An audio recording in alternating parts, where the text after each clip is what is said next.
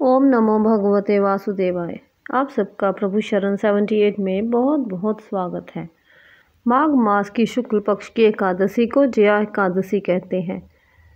इसमें भगवान श्री कृष्ण की पुष्प, जल, अक्षत, रोली और विशेष पदार्थों से पूजा करनी चाहिए।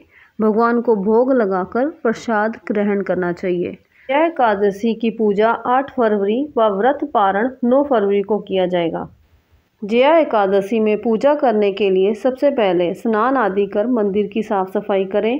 भगवान श्री हरि विष्णु का जलाभिषेक करें। प्रभु का पंचामृत सहित गंगा जल से अभिषेक करें। अब प्रभु को पीला चंदन और पीले पुष्प अर्पित करें। मंदिर में घी का दीपक प्रज्वलित करें। संभव हो तो व्रत रखें और व्रत लेने का संकल्प करें। जया एकादशी की व्रत कथा अवश्य पढ़ें या सुनें। आइए हम जया एकादशी व्रत की कथा करेंगे। देवराज इंद्र स्वर्ग में राज करते थे और अन्य सब देवगण सुखपूर्वक स्वर्ग में रहते थे। एक समय इंद्र अपनी इच्छा अनुसार नंदन वन में अप्सराओं के साथ विहार कर रहे थे और गंधर्व गान कर रहे थे। उन गंधर्वों में प्रसिद्ध पुष्पदंत तथा उसकी कन्या पुष्पवती और चित्रसेन तथा उसकी स्त्री मालिनी भी उपस्थित थे।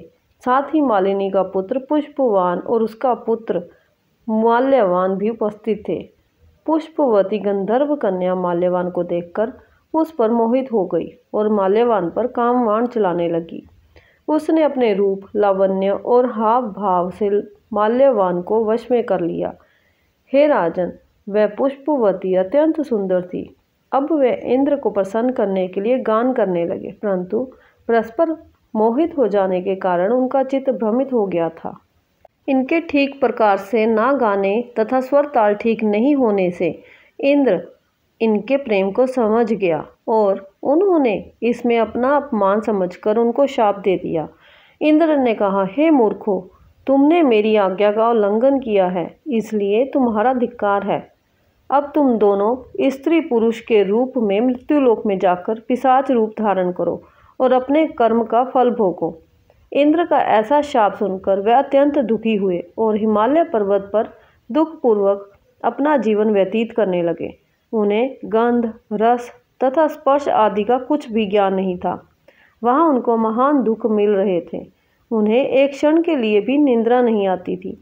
उस जगह अत्यंत शीत था, इससे उनके रोंगटे खड़े रहते और मारे शीत के दांत बजते रहते।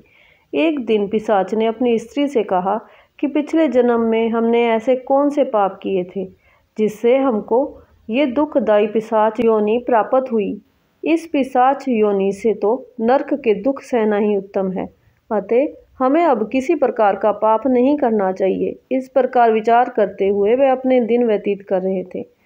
दैव्य योग से तभी माघ मास में शुक्ल पक्ष की जया नाम की एकादशी आई। उस दिन उन्होंने कुछ भी भोजन नहीं किया और ना कोई पाप कर्म ही किया, केवल फल फूल खाकर ही दिन व्यतीत किया और सायंकाल के समय महान दुख से पीपल के वृक्ष के नीचे बैठ गए। उस समय सूर्य भगवान अस्त हो रहे थे। उस रात को अत्यंत ठंड थी, इस कारण वे दोनों शीत के मारे अति दुखित होकर मृतक के समान आपस में चिपटे हुए पड़े रहे। उस रात्रि को उनको निंद्रा भी नहीं आई। हे राजन, जया एकादशी के उपवास और रात्रि के जागरण से दूसरे दिन प्रभात होते ही उनकी पिशाच योनि छूट गई। अत्यंत सुंदर गंधर्व और अप्सरा की देह धारण कर सुंदर वस्त्र आभूषणों से अलंकृत होकर उन्होंने स्वर्गलोक को प्रस्थान किया। उस समय आकाश में देवता उनकी स्तुति करते हुए पुष्प वर्षा करने लगे। स्वर्गलोक में जाकर इन दोनों ने देवराज इंद्र को प्रणाम किया। इंद्र इनको पहले रूप में देखकर अत्यंत आश्चर्यचकित हुआ और पूछने लगा कि तुमने अपनी पिशाच योनि से किस तरह छुटकारा पाया, सो सब बतलाओ। माल्यवान बोले कि हे देवेंद्र, भगवान विष्णु की कृपा और जया एकादशी के व्रत के प्रभाव से ही हमारी पिशाच देह छूटी है। तब इंद्र बोले कि हे माल्यवान, भगवान की कृपा और एकादशी का व्रत करने से न केवल तुम्हारी पिशाच योनि छूट गई, वरन हम लोगों को भी वंदनीय हो गए, क्योंकि विष्णु और शिव के भक्त हम लोगों के वंदनीय हैं, अतः आप धन्य हैं।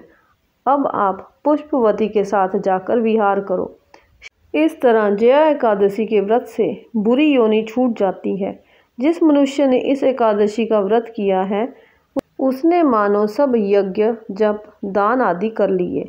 जो मनुष्य जया एकादशी का व्रत करते हैं वे अवश्य ही 1000 वर्ष तक स्वर्ग में वास करते हैं। बोलो विष्णु भगवान की जय, माँ लक्ष्मी की जय। जय जय श्री राधे श्याम, जय जय श्री राधे श्याम।